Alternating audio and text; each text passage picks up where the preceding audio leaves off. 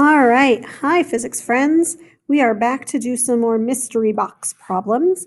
I've got 3 of them for you today. Hopefully, you've got the questions in front of you as well, so you can work through them with me. I'm not going to do all of the problem for you, but I will get you started on them so that they make good sense for you. So we're going to start with this one. This is mystery box number 4. So we've got that same 10-kilogram mystery box resting on a horizontal floor. Now it's not smooth anymore. It says that there's a coefficient of static friction with a value of 0.4, and then there's a coefficient of kinetic friction of 0.3. The question says, determine the force of friction Fr that's acting on the box if a horizontal external applied force exerted on it of any of these different choices is present. So first thing we're going to do, just like any other time, is that we're going to start by drawing a free body diagram. So we've got our box. It's a mystery box. We don't know what's inside, do we? And we've got the force of the Earth on the box, just like always. That's our favorite FG, gravity. And then we've got the force of, in this case, it's the floor on the box.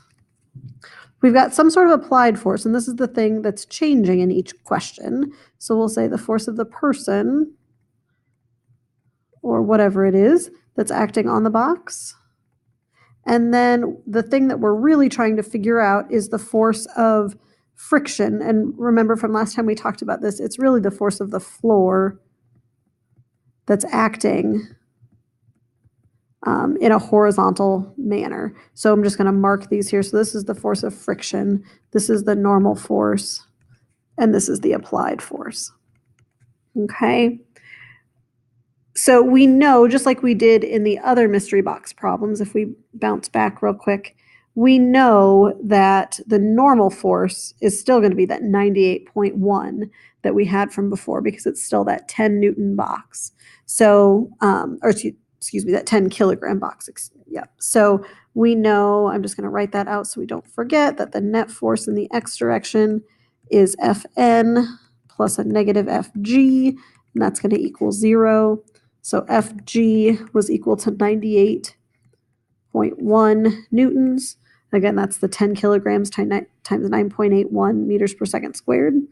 And that's negative. And so we know that the normal force is 98.1 newtons. Now, I'm not doing that just, to waste our time or whatever. The reason that I want to use that is because I know that I'm looking for the force of friction. And in either case, if I'm talking about static or kinetic friction, remember, I need to use the normal force in order to find it. So I'm just writing down to remind myself that I've got these force of friction equations, okay? The key with this problem is paying attention to the amount of force that's acting in each case. And remembering our graph that we did last time we were together, that there's going to be an applied force, and until it reaches that special peak, there's going to be no movement.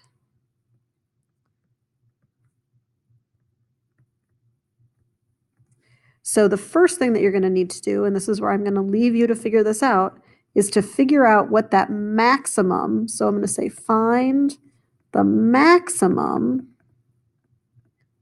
static friction force, okay? And then from there, you can determine what the force of friction is, okay? So find the maximum static friction force using your mu sub s.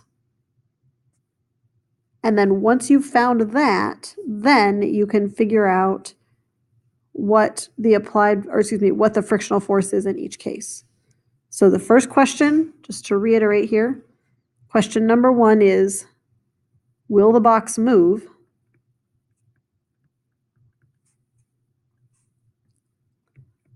Or will we overcome static friction? And then, if so, we can then figure out what FF kinetic is. Otherwise, we're just reaching up, up, up, up, up to get to that maximum static friction. Hopefully that helps, and you guys can talk it out together, figure it out, and solve that problem. I'll make another video for the next problem.